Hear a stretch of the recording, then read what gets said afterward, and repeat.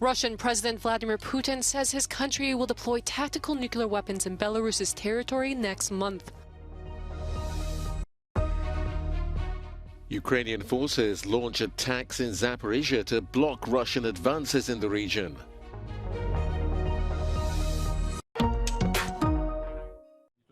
After a meeting with Belarus's president, Vladimir Putin has said Russia will deploy tactical nuclear weapons in his allies' territory next month. The Russian leader added that work on building facilities for the missiles will be completed in the coming weeks and that the arms would arrive soon after.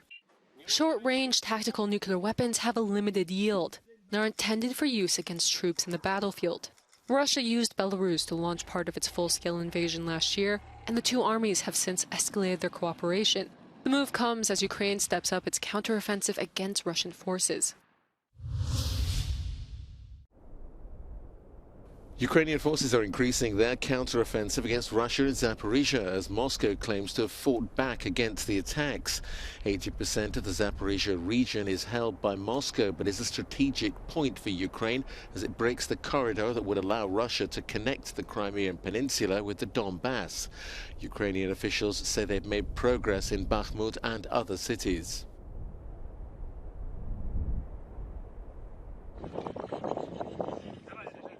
Meanwhile, evacuations are continuing after the collapse of a dam left Kherson flooded. Over 6,000 people on both sides of the Dnieper River have been evacuated. Ukrainian President Volodymyr Zelensky visited the Kherson region on Thursday to examine the damage in person. Російські терористи намагаються ще погіршити ситуацію, яку вони спричинили своїм екоцидом. Абсолютно свідомо. Вони продовжують обстрілювати Херсон та громади області, вже затоплені терористами. Вони обстрілюють навіть точки евакуації. Ukraine's ambassador to the UN also condemned the shelling of civilians during flood evacuations. The permanent representative of Ukraine, Sergei Kislitsia, said at least 9 people, including police, medical and rescue personnel, were injured. A group of Security Council member states expressed deep concern.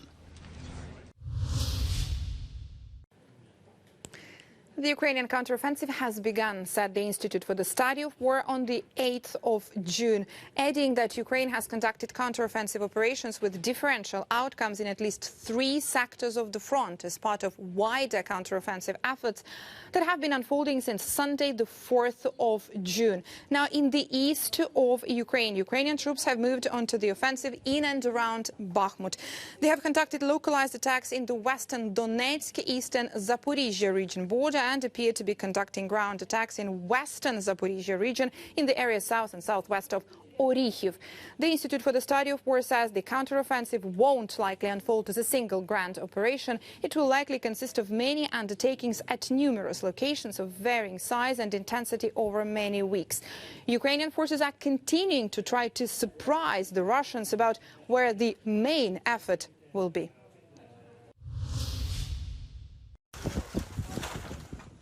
Volunteers from the humanitarian group People in Need unload thousands of litres of drinking water from a lorry in the village of Novokeri in the Kherson region, which was hit by huge floods after the attack on the Kakhovska Dam. Here and in 3 other villages, their team distributed over 20,000 litres of bottled water. This international NGO has been working in Ukraine since 2003 and started humanitarian actions in the east of the country after the Russian annexation of Crimea in 2014. With 10 offices, 4 large warehouses and 500 associates in Ukraine, they're now providing drinking water to the flood-ravaged area where clean water is in short supply. Naše aktuální pomoc se soustředí na práci na pravém břehu. Na levém břehu, kde ty potřeby jsou největší, tak bohužel tam nebudeme mít přístup. Ruské okupační úřady nás tam pracovat nenechají, stejně jako další humanitární organizace. But much more clean water is still needed. The Kherson Regional Administration estimates about 500,000 litres of water is needed every day. And people are using any means possible to transport the water to their homes, including by motorbike. Teď je podle místních úřadů nutné pár dní počkat, až voda zcela opadne a celou oblast odminovat. Poté se zjistí, jaké věci budou pro tu oblast pro obnovu nejpotřebnější a ty by pak aspoň z části mohla zajistit humanitární organizace Člověk v tísni. Jiří Skáncel, Euronews, Praha. A mass shooting in Israel on Thursday, which is thought to be linked to feuding gangs, has left 5 people dead. The incident took place in Yafia, an Arab-Israeli suburb near Nazareth. Prime Minister Benjamin Netanyahu said he is determined to involve the Shin Bet Internal Security Agency to tackle organized violent crime in the Arab community. 96 Israeli Arabs have been killed in violent incidents this year, 3 times as many as last year. Police fear there could be further revenge attacks.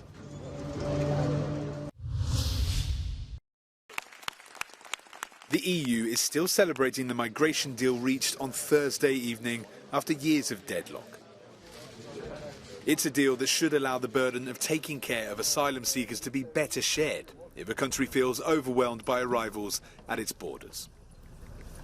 But some voices are already expressing their disapproval.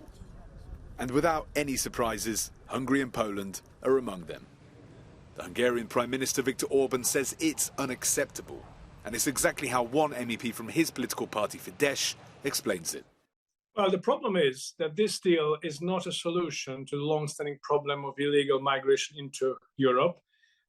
It brings back the old idea of migratory quotas and redistribution of illegal migrants.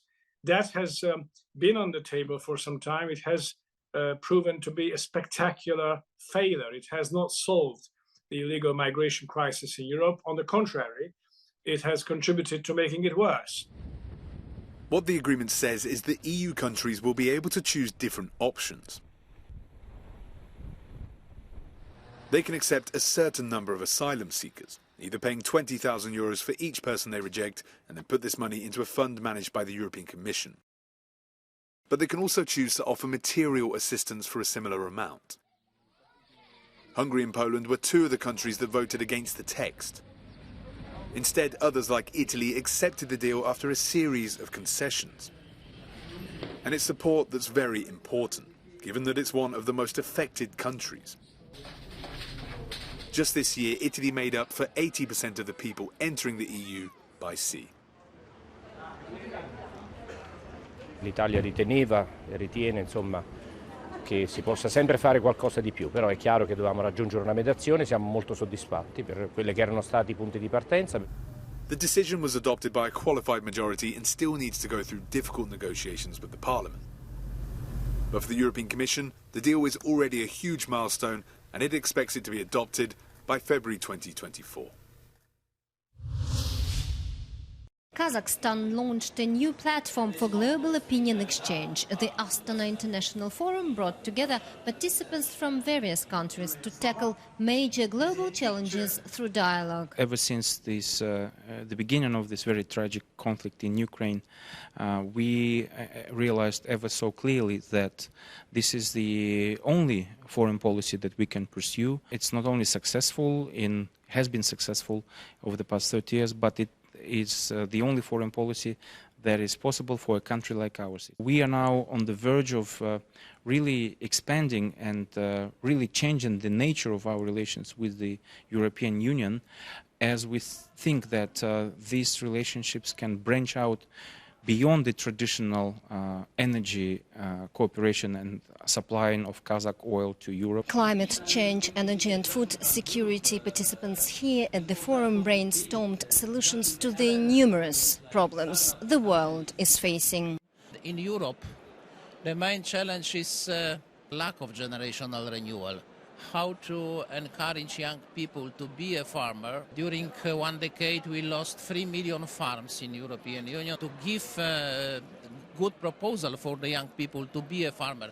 This is not only the question of economy, but this is the question of condition of life on rural areas to improve standards of life. Galina Polonskaya, Euronews, Astana. Almost a third of Europe is currently affected by drought, and 10% of the continent is already in a crisis situation, according to the European Drought Observatory. And in parts of southern France, this is very much the case. In the Gard department, the prefecture has triggered the highest level of alert concerning water restrictions since May. Depuis le début de l'année, on est très inquiet parce qu'on a eu un déficit de pluie depuis le mois de septembre qui est de l'ordre de 40 à 50%. Donc on a quand même, malgré les orages qu'on a eus depuis ces 3 dernières semaines, une situation inquiétante. Aujourd'hui, les pluies que nous avons, elles ne viennent pas recharger les cours d'eau et les nappes.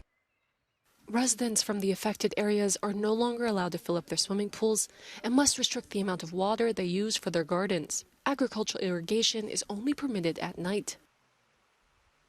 The mayor of one of the villages affected by the restrictions says the situation is not normal. Dans le passé, il y a eu des sécheresses importantes, mais là, on se rend compte que les températures sont de plus en plus élevées, que c'est de plus en plus récurrent et surtout que les nappes phréatiques baissent. Et donc ça, c'est une réalité, on les mesure et on sent bien qu'il y a un vrai changement à faire à l'avenir. Et donc, on essaie de concerter un maximum, de sensibiliser les gens. 2022 was the hottest year on record in France. However, water use restrictions only became critical in July. This year, early droughts led to critical levels being reached as early as April in some areas of the south of France. Local authorities are getting ready for a particularly dry summer 2023 and many dry years ahead. Héloïse Urvois in the south of France for Euronews.